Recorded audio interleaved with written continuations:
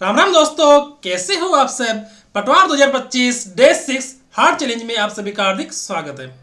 दोस्तों, अभी हमारी गणित की सीरीज चल रही है और इस सीरीज में हमारा फर्स्ट चैप्टर है परसेंटेज। इस परसेंटेज की हमारे आज 6 क्लास है, यानी 6 डे कंप्लीट हो जाएगा।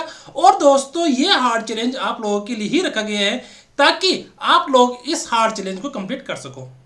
क्योंकि दोस्तों, हमारा जो एग्जाम है वो मई के अंदर प्रस्तावित है, और मई के अंदर प्रस्तावित है तो इसका मतलब ये हुआ कि हमारे पास लगभग 70 दिन ही बचेंगे। ठीक है, तो 70 दिन कब से बचेंगे? हमारे इस मार्च से। तो मैंने ये जो सीरीज चलाई है उसके अंतर्गत आपके कम से कम ये मान लो 70 क्लासें आप लोगों की एग्जाम तक लगेगी। इन 70 क्लासों में आप लोग देखोगे कि हमारे गणित के अंदर आप लोग 45 में से 45 प्रश्न कैसे सही कर पाओ। तो चलिए शुरू करते हैं आज की क्लास। दोस्तों, अगर आप लोग अभी भी मेरे चैनल से नहीं जुड़े हो तो आप लोग मेरे चैनल से जुड़ जाइए, और इस चैनल पर आप लोग देखोगे कि मैं आप लोगों को गणित के अंदर कैसे इजी वे में आप लोगों को गणित को सोल्व करवाऊंगा। ठीक है, चलो आगे बढ़ते हैं आज की क्लास में। ठीक है, चलो देखते हैं। देखो दोस्तों, ये कुछ क्वेश्चंस हैं जो आप लोगों को इंपॉर्टेंट है आपके एग्जाम के अंदर। ठीक है, परसेंटेज के अंदर परसेंटेज अगर आप लोगों को अच्छे से समझ में आ गया तो मान लो कि हर जो चैप्टर होता है, परसेंटेज ही सबसे ऐसा चैप्टर है जो हर चैप्टर में काम आता है। चाहे तो आप मेंसुरेशन ले लो, ट्रिग्नोमेट्री ले लो, या औसत ले लो, ठीक है, प्रॉफिट लॉस ले लो, हाँ, या दूरी चाल समय ले लो, सब में ले लो आप। परसेंटेज तो ये मान लो कि हर चैप्टर में काम आता है। चलो शुरू करते हैं। इसके अंदर पहला क्वेश्चन देखो मेरे भाइयों, किसी संख्या का 45% अगर 135 है तो वो संख्या ज्ञात कीजिए। इसका मतलब क्या हुआ कि माना वो संख्या कौन सी है? ए। इसका 45% अगर इस संख्या का अगर 45% क्या है? 135 है, तो ये बोल रहा है कि वो x का मान ज्ञात कीजिए। तो x का मान क्या होगा बताओ? x गुणा 100 गुणा 45/100, 45/100 बराबर क्या जाएगा? 135। ठीक है, 45 का भाग इसमें कितनी बार जाएगा? 3 बार। तो x बराबर कितना आ गया? 300। ठीक है, अगर किसी संख्या का 45% अगर 135 है तो वह संख्या कौन सी है? 300। ठीक है, क्वेश्चन समझ में आया कि नहीं आया? बहुत शानदार क्वेश्चन है, छोटा सा छोटा क्वेश्चन है, और ऐसे क्वेश्चन आप लोग के एग्जाम में पूछे भी जा सकते हैं। ठीक है, हमें कोई भी प्रश्न ऐसा नहीं होना चाहिए जो हमें आता नहीं हो। ठीक है, आगे बढ़ते हैं। 40 के वर्ग के 40% का चौथाई भाग ज्ञात कीजिए। पहले बताओ 40 का वर्ग क्या होता है? 40 का वर्ग होता है 1600। 40 के वर्ग के 40%, इसका 40% कितना होगा? 16 चौक 64, 640। ठीक है, इसका चौथा भाग कितना होगा? 1/4, 160। यानी इसका 1/4 भाग कौन सा होगा? 160। दोस्तों, समझ में आई या नहीं आई? नहीं समझ में आए तो मुझे कमेंट कर देना, मैं वापस बता दूंगा। ठीक है, टंकी के रिसाव के कारण टंकी में 220 लीटर पानी बचा है, जिसमें मूल रूप से 240 लीटर पानी था। तो पानी का प्रतिशत हानि ज्ञात कीजिए। बताओ मुझे पानी का प्रतिशत हानि कैसे होगा? पहले कितना था सर? 240। अब कितना बच गया? 220। कमी कितने की हुई? 20 की। 20 की कमी हो गई ना? यस। कमी किस में से हुई सर? 240 में से 20 की कमी हो गई, और परसेंटेज निकालने के लिए इसको गुणा कर दो। ठीक है, 20 का भाग 240 में कितनी बार जाएगा बताओ मुझे? 12 बार। 50/6 और 25/3। इसको अपन कैसे लिख देंगे? 8 बार जाएगा 25 में भाग, फिर बचेगा 1 0, फिर 0.33, हाँ, 8.33 बार। ठीक है, 8.33% पानी का प्रतिशत हानि आ जाएगी। ठीक है दोस्तों, प्रश्न है बहुत इजी है, शॉर्ट ट्रिक से अपन इसको कर रहे हैं। नहीं आए तो मुझे कमेंट कर देना, मैं वापस बता दूंगा। ठीक है, अमित की आय राज की आय से 30% अधिक है। देखो, अमित की आय ये राज की आय है, तो अमित की आय राज की आय से 30% अधिक है। तो राज की आय अगर मैं 100 मान लूं तो अमित की आय कितनी हो जाएगी? 130। राज की आय अगर बोल रहा है ना, अमित की आय राज की आय से 30% अधिक है, बोल रहा है ना? हाँ, तो बताओ 30% अधिक है तो राज की आय कौन सी? ये रही। अमित की आय से कितने प्रतिशत कम है? बताओ। देखो, कितने कम है सर? 30 कम है। किससे कम है वो? अमित से कम है ना? अमित से कम है क्या? बताओ मुझे। अमित से कम है ना? हाँ सर, अमित से तो कम है। देखो, पहले तो बताओ मुझे कि अमित कितना, राज कितना? राज 100। राज की आय से 30% अधिक कौन है? अमित है। ठीक है, बोल रहा है कि राज की आय अमित की आय से कितने प्रतिशत कम है? राज की आय अमित की आय से 30 कम है। और किससे कम है वो? अमित से कम है। तो अमित का जो नंबर है अमित की, जो आई वो लिख देंगे नीचे और गुणा कर देंगे 100 से, क्योंकि अपन परसेंटेज निकाल रहे हैं। ठीक है, तो एक जीरो से एक जीरो कैंसिल, बच्चा कौन सा 300 बटे में 13। ठीक है, 300 में 13 का मान लगाएंगे कितनी बार आएगा, 13 दूनी 26, बच्चा कितना 4 जीरो, 13 थी 39। ठीक है, 23 आ रहा है कहीं पे, हाँ आ गया ना यार। ठीक है, बच्चा कितना एक में भाग जाता नहीं 13 का तो जीरो, फिर सॉरी अपने पास बचेगा कितना, देखो पहले एक बचेगा ना, फिर जीरो लगाएंगे और यहाँ पर पॉइंट लगा देंगे। ठीक है, फिर 10 में भाग जाता नहीं किसका 13 का, फिर यहाँ पर जीरो लगाएंगे और यहाँ पर क्या लगा देंगे, एक जीरो लगा देंगे और 13 7 तो 91 7 बार गया। ठीक है, 23.07%। ठीक है, 23.07%। समझ में नहीं है तो मुझे कमेंट कर देना, मैं वापस बता दूंगा आप लोगों को मुझे कौन सा पैसा लग रहा है मेरा। ठीक है ना, चलो आगे बढ़ देखते हैं। माहिम ने एक परीक्षा में 175 में से 126 अंक प्राप्त किए। माहिम ने कितने प्रतिशत अंक प्राप्त किए। माहिम ये बोल रहा है कि टोटल अंक कितने थे 175 और उसके मार्क्स आए कितने, हाँ ऑब्टेन्ड मार्क्स कितने 126। बोल रहा है कि वो 126 175 का कितना परसेंट है, तो उसको निकालो 126 बट्टा पे 175 गुणा 100। अरे ये निकालना है ना, हाँ किसका भाग 11 इसके अंदर बताओ मुझे, 25 का भाग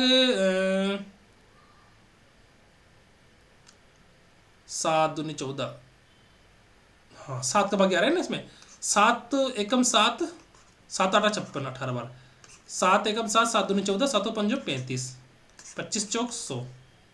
ठीक है, 18 इंटू 4 बराबर 72%। यानी कि माहिम ने एक परीक्षा में 175 में से 126 अंक प्राप्त किए, तो माहिम ने कितने प्रतिशत अंक प्राप्त किए, 72% अंक प्राप्त किए। ठीक है, और नहीं समझ में आए तो मुझे कमेंट कर देना कि सर मुझे समझ में नहीं आया, तो मैं वापस बता दूंगा, मुझे बताने में कौन सी बड़ी बात है अपने लिए। ठीक है, एक इंजीनियर छात्र को उत्तीर्ण होने के लिए 45% अंक बनाने होते हैं और वह 157 अंक प्राप्त करता है और 23 अंकों से अनुत्तीर्ण हो जाता है। देखो पास होने के लिए कितने परसेंट अंक चाहिए अपने को, 45% अंक। ठीक है, उसके आए कितने सर 157 नंबर आए और लास्ट में कितने अंक और चाहिए उसको, 23 अंक और चाहिए, और 23 अंक और मिल जाते हैं ना तो उसको वो क्या हो जाता है, वो पास हो जाता। समझ में आ गई मेरी बात, 157 नंबर आए 23 और आ जाते हैं, मतलब उसको 23 157 में 23 जोड़ेंगे तो कितना नंबर आ जाएगा उसका, वो पास हो जाएगा। और पासिंग मार्क्स कितना दे रखा है यहाँ पर 45%। ठीक है, वो दो कितना हो गया, ये 15 2 17 18 180 बराबर कितना हो गया 45%। ठीक है, और 1% कितना हो जाएगा बताओ मुझे, 180 बटा 45, 100% कितना हो जाएगा बताओ मुझे, 180 बटा 45 गुणा 100। ठीक है, 45 के बाद इसमें 4 बार जाएगा तो 400। यानी टोटल नंबर कितने हो गए बताओ मुझे, टोटल मार्क्स कितने हो गए 400। समझ में नहीं आए तो मुझे कमेंट कर देना, मैं वापस बता दूंगा। ठीक है ना दोस्तों, आगे देखते हैं। एक परीक्षा उत्तीर्ण करने के लिए कुल अंकों का 36% और डिटेक्शन के साथ प्रथम श्रेणी प्राप्त करने के लिए 84% की आवश्यकता होती है।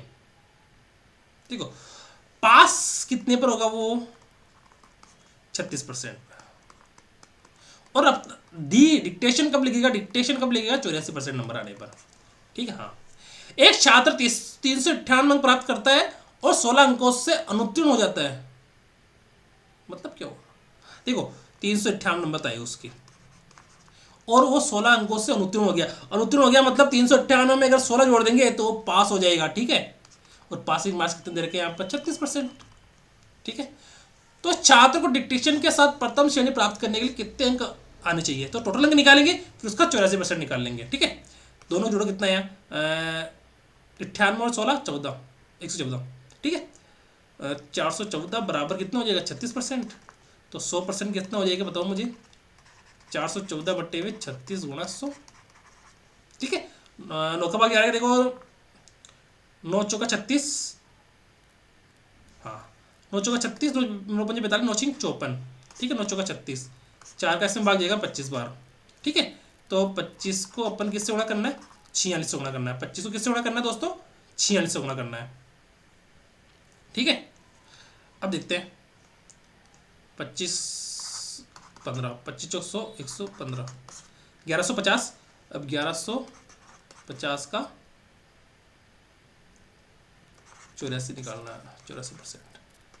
जीरो से जीरो कैंसिल, और बच्चा कितना 5 का जो 23 बार 23 पंजो 115, ठीक है। यहाँ बचेगा कितना 2, इसका चल जाएगा ये 42 बार। तो 23 इंटू 42 कितना हो जाएगा 23 दूनी 46, असल का 4, 23 चौक 92 और 96, 966 ऐसा आ गया आंसर, ठीक है। यानी डिक्टेशन से प्राप्त करने के लिए ना डिक्टेशन कितना 84% अंक आने चाहिए उसके। टोटल नंबर कितने हैं सर, टोटल नंबर तो 1150, ये हो गए कितने टोटल नंबर, ये टोटल मार्क्स हो गए, ठीक है। और अगर उसको डिक्टेशन से पास होने के लिए उसको कितने नंबर चाहिए 966 नंबर, यानी 84%, ठीक है। नहीं समझ में आए तो मुझे कमेंट कर देना, मैं वापस बता दूंगा, ठीक है। एक परीक्षा में एक छात्र 85% अंक प्राप्त किए और 4 विषय में उसके अंक कितने कितने हैं बताओ, 79, 81, 88 और 94, कितने हो गए देखो, 9 और 1 10, 18, 22 का 2, हासिल का 2, 7 और 1 8 और 9, 9 और 8 17, 17 और 8 25, 25 और 9 34, ठीक है 342, ठीक है 342 आ गए यहाँ पे। और नहीं समझ में आया तो मुझे कमेंट कर देना, मेरे का जा रहा बता दूंगा वापस मैं आप लोगों को, ठीक है। देखो ये हो गए कितने 8 दूनी 16, और ये हो गया 8 9 17, और 8 4 12, 182, 18 16 34, सही है। बोल रहा है कि एक परीक्षा में एक छात्र 85% अंक प्राप्त किए, टोटल विषय कितनी है 4 विषय में नंबर दे रखे और 5वें विषय में अर्जित अंक ज्ञात करने। देखो मैं मानता हूं कि जैसे अपने परसेंटेज अपन किससे निकालते बताओ, 100 में से निकालते हैं ना। टोटल सब्जेक्ट कितने हैं 5, तो टोटल नंबर कितने हो जाएंगे 5 इंटू 100, 500 में से हो जाएंगे ना। अरे 500 नंबर तो होंगे, 100 में से तो नंबर मिल रखे हैं इनको, ठीक है। तो 500 का 85% कितना होता है बताओ मुझे, 25 80 का 2 8 40 42, यानी 425 नंबर। देखो 85% अंक प्राप्त किए ना बच्चे ने, हाँ सर। 4 विषय में कितने नंबर आ रखे हैं 342, 4 विषय में कितने नंबर आ रखे हैं 342, 5वें विषय में कितने नंबर आ गए पता है क्या, नहीं पता, निकाल सकते हैं क्या, हाँ निकाल सकते हैं। कैसे, टोटल नंबर उसके 425 आए और 4 सब्जेक्ट में उसके 342 नंबर आए, तो 5वें विषय में 5 में से 2 गया तो 3, और इधर 12 में 4 गया तो 8, ठीक है। तो 5वें सब्जेक्ट में उसके कितने नंबर आए 83 नंबर। समझ में आ गई मेरी बात, ओके। एक कर्मचारी का वेतन पहले 50% बढ़ता है और फिर 44% घट जाता है, तो उसके वेतन में परिवर्तन का परसेंटेज ज्ञात कीजिए। देखो पहले कितना बढ़ा सर, पहले 50 बढ़ गया, फिर घटा कितना 44 घटा, ठीक है। फिर माइनस करके 50 इंटू 44 बट्टे 100, ठीक है। ये अपने कौन सा लगाया, plus a minus b minus a b बट्टे 100, इस फॉर्मूले से अपन इसको निकाल लेंगे। 50 में से 44 गया तो 6, प्लस में माइनस 50 दूनी 100, 2 से काटेंगे तो 22 बार, ठीक है। ये हो गया 22, ठीक है। अब बताओ मुझे 6 प्लस का माइनस 22 है तो कितना बच गया -16, यानी कि 16% की कमी होगी, ठीक है। 16% की कमी, वृद्धि नहीं है कमी, ठीक है। 16% की कमी हो गई ना। इसका मतलब क्या हुआ कि एक कर्मचारी का वेतन पहले 50% बढ़ता है और फिर 44% घट जाता है, तो इसका मतलब हुआ कि उसके वेतन में ओवरऑल 16% की क्या हो गई, कमी हो गई, ठीक है ना। आगे देखते हैं, अब देखते हैं क्वेश्चन नंबर 10। चाय के मूल्य में 10% की कमी होने से एक व्यापारी 22,500 रुपये में 25 किलो चाय अधिक खरीद सकता है। देखो चाय का मूल्य में कमी हो गई ना, हाँ कमी हो गई। देखो पहले कितना था चाय, पहले से 100 रुपये थी चाय का मूल्य, अब हो गई कितना 90, 10% की कमी हो गई, ठीक है। ये हो गया 10/9, ठीक है। ये हो गई क्या कीमत, तो खपत का अनुपात कितना हो जाएगा, इसका विपरीत हो जाएगा, ठीक है। 9:10, ठीक है। बोल रहा है कि 22,500, ये तो 22,500 तो एकदम क्या है सेम रहेगी रेट, उसके पास पैसा सेम रहेगा। 22,500 रुपये में 25 किलो चाय अधिक खरीद सकता है, यानी इन दोनों का अंतर कितने का है, 1 का, और 1 की वैल्यू कितनी 25, तो 9 की वैल्यू कितनी हो जाएगी, 9 इंटू 25 कितनी हो जाएगी 225, और 10 इंटू 25 250, ठीक है। बोल रहा है कि कम हुआ मूल्य ज्ञात कीजिए, कम हुआ मूल्य कौन सा हो जाएगा, ये वाला, ठीक है। ये तो कब था, जब 100 रुपये था, और ये जब अपना मूल्य कितना हो गया 90 हो गया। तो देखो 22,500, ठीक है। ये 22,500 में अगर मैं बता दूं, देखो अब इसमें क्या बोल रहा है ये कि कम हुआ मूल्य ज्ञात कीजिए, कम हुआ मूल्य ज्ञात कीजिए। मुझे ये बताओ 22,500 में, एक बार देखो पहले 22,500 में अगर मैं इसका वाला लगाऊंगा, बताओ 250 का बाल होगा तो कितना आएगा, देखो 1 2 से 1 0 90 रुपये। और इसमें 22,500 में अगर मैं इस 225 का बाल होगा तो कितना आएगा 100 रुपये। तो कम हुआ मूल्य कौन सा है 90, ठीक है। कम हुआ मूल्य कितना है 90 रुपये, ठीक है।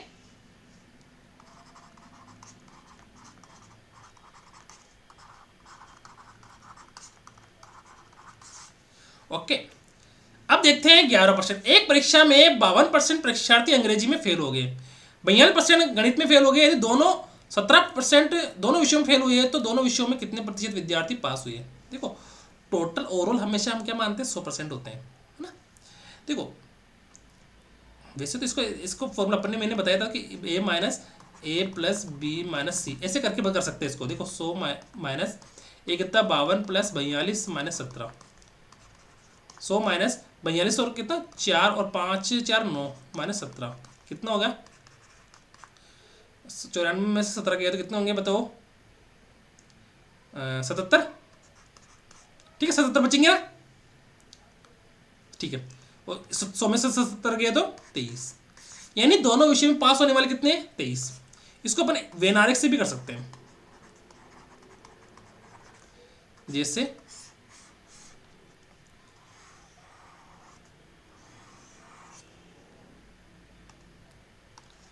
ये तो कॉमन है, कॉमन इसको अपन बोलते हैं ए इंटरसेक्शन बी, कितना हो गया 17%। तो ये हो गया कितना 17, ये कितना है अंग्रेजी, ठीक है।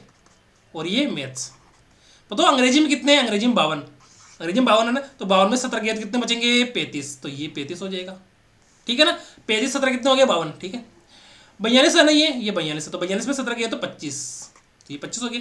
देखो दोनों में पास होने वाले कितने हैं, दोनों में फेल होने वाले कितने हैं 17, केवल अंग्रेजी में फेल होने वाले 35, केवल गणित में फेल होने वाले 25, दोनों में फेल होने वाले 17। सबको जोड़ो भाई कितने हो गए 35 17 कितने हो गए 35 और 17 तो 60, नहीं 35 और 25 60, 60 और 17 77, तो 100 में 77 गए तो 23, तो 23 कितने हो गए दोनों में पास होने वाले, ठीक है।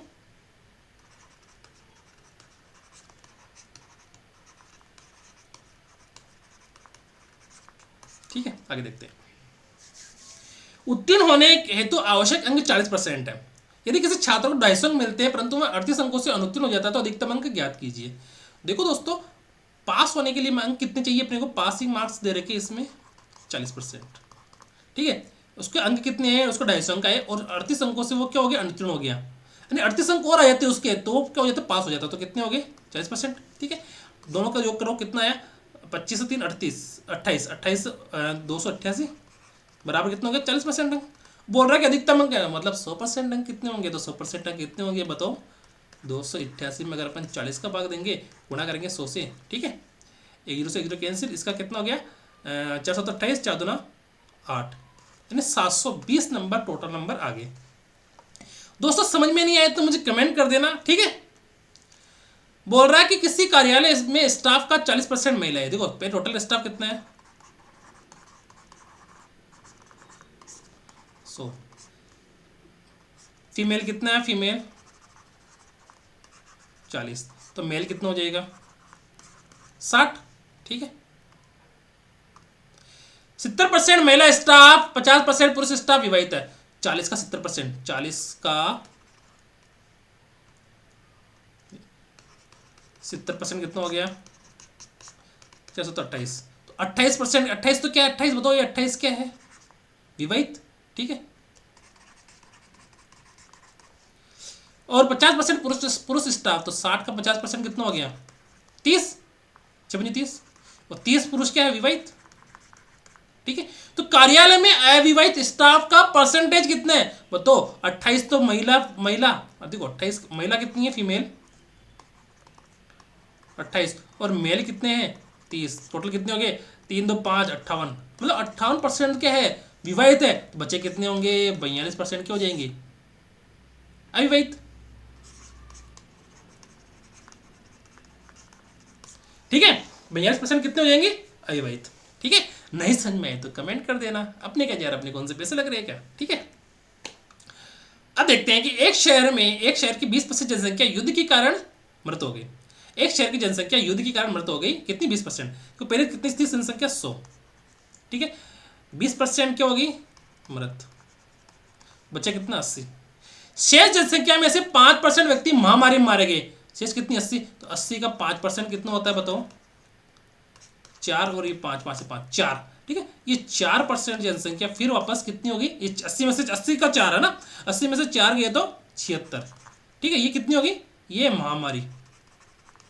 तो शेष कितना बच गया? 76 बच गया, ठीक है। अब बोल रहा है कि शेयर की वर्तमान जनसंख्या कितनी है? 15,200, यानी 76 की वैल्यू कितनी है बताओ मुझे? 15,200। तो युद्ध से पूर्व शेयर की जनसंख्या कितनी थी? 100, ठीक है। तो 15,200 में 76 का भाग लगा दो और 100 से गुणा कर दो, क्योंकि अपन को 100 का मान निकालना है। तो 76 दूनी 152, 200, 200 इंटू 100 यानी कि 20,000। तो 20,000 अपना क्या आ गया? युद्ध से पूर्व शहर की जनसंख्या, ठीक है। नहीं समझ में तो मुझे कमेंट कर देना, ठीक है। आगे देखते हैं।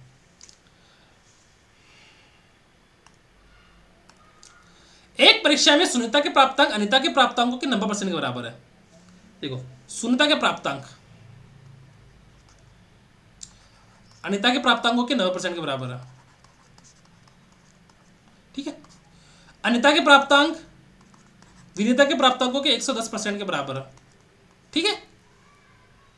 अनिता के प्राप्तांक विनीता के प्राप्तांकों के 110% के बराबर, ठीक है। यदि परीक्षा में सुनीता के प्राप्तांक 198 थे तो विनीता के प्राप्तांक याद कीजिए। सुनीता कितने हैं? 198, ठीक है। ठीक है, करो भाई। 198 इंटू 100 बटे में 90 बराबर अनिता, ठीक है। एक दूसरे से कैंसिल, 9 दूनी 18, 9 दूनी 18, तो 220 तो कितनी आ गई? अनिता की आ गई 220, ठीक है। अब अनिता की वैल्यू यहाँ रखो, कितने आ गए? 220 गुणा 100 बटे में 110 बराबर विनीता। 110 की वैल्यू कितनी बार कट गया? 2 बार, तो 200 किसकी आ जाएगा? विनीता के। सॉरी, यहाँ पे नहीं आएगा। 200 नंबर किसके आ गए? विनीता के प्राप्तांक, ठीक है। दोस्त समझ में नहीं आए तो मुझे बता देना, ठीक है। पहले अपन ने क्या निकाला? सुनीता की जगह क्या लिख दिया? सुनीता के प्राप्तांक लिख दिए। तो सुनीता प्राप्तांक से अपन किसका निकाल लेंगे? अनिता के प्राप्तांक निकाल लेंगे यहाँ से। अनिता के प्राप्तांकों को मैंने अनिता की जगह रख दिया, इस अनिता की जगह मैंने रख दिया 100 से, यहाँ पे उसको गुणा कर दिया वज्रवन से यहाँ पर, ठीक है। और अपन ने 110 को कहाँ लेके आ गया? नीचे लेके आ गए हर में, ठीक है। आगे देखते हैं। एक परीक्षा में एक छात्र 65% अंक प्राप्त करता है और 20% अंक पात्रता से कम थे। तो 65% अंक प्राप्त किया वो, और 20% पात्रता से कम थे, यानी 20 नंबर और आ जाते हैं तो वो क्या हो जाता? पास हो जाता, ठीक है। बोल रहा 80% एक अन्य छात्र ने प्राप्त किए और वो प्राप्तांकों से 40 नंबर अधिक थे, यानी कि पासिंग मार्क्स से उससे कितने नंबर ज्यादा है? 40 नंबर ज्यादा है, ठीक है। इसका मतलब क्या हुआ? अगर अपन उस पासिंग 80% में से 40 नंबर घटा देंगे तो वो पासिंग एरिया आ जाएगा। ये क्या है? पासिंग एरिया, पासिंग लाइन, ठीक है। तो बताओ मुझे ये परसेंटेज वाला परसेंटेज के पास और बिना परसेंटेज वाला बिना परसेंटेज वाले के पास चला जाएगा, ठीक है। तो 15, 80 में से 65 गया तो 15, ठीक है। और 20 + 40 60, ठीक है। तो अपन को क्या निकालना? परीक्षा में कुल अंक कितने थे? कुल अंक 100 थे, तो 60 बटा 15 इंटू 100, 15 चौक 60, 4 इंटू 100 बराबर 400, ठीक है। तो 400 नंबर उस परीक्षा में टोटल नंबर थे, ठीक है। नहीं समझ में तो मुझे बता देना, वापस से बता दूंगा मैं, ठीक है। एक आयत की लंबाई में 80% और चौड़ाई में 20% की वृद्धि हुई तो क्षेत्रफल में कितनी % की वृद्धि हुई बताओ? अरे इजी प्रश्न है ये, देखो 80% पहले वृद्धि हुई, फिर 20% की वृद्धि हुई, ठीक है। तो 80 इंटू 20 बटे 100,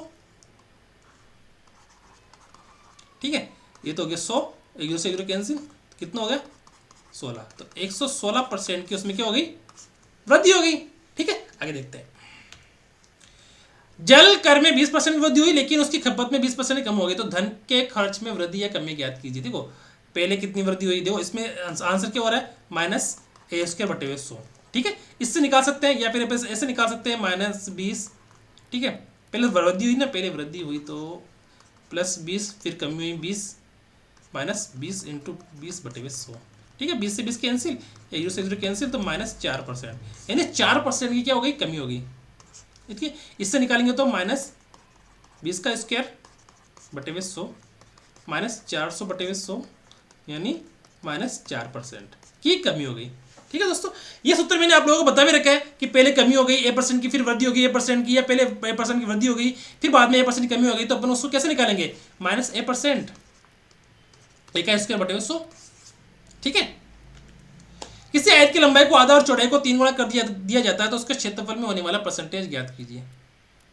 आयत की लंबाई को आधा और चौड़ाई को 3 गुना कर देते हैं। देखो पहले आयत की लंबाई कितनी थी, देखो आयत की लंबाई पहले 10, फिर चौड़ाई भी 10, अपन 10 मान लेते हैं तो क्षेत्रफल कितना हो गया इसका 100, 10 × 10 लंबाई इंटू चौड़ाई है ना। ठीक है, अब बोल रहा है कि आयत की लंबाई को क्या कर दिया इसने, आधा कर दिया। इसको देखते हैं यहाँ पर,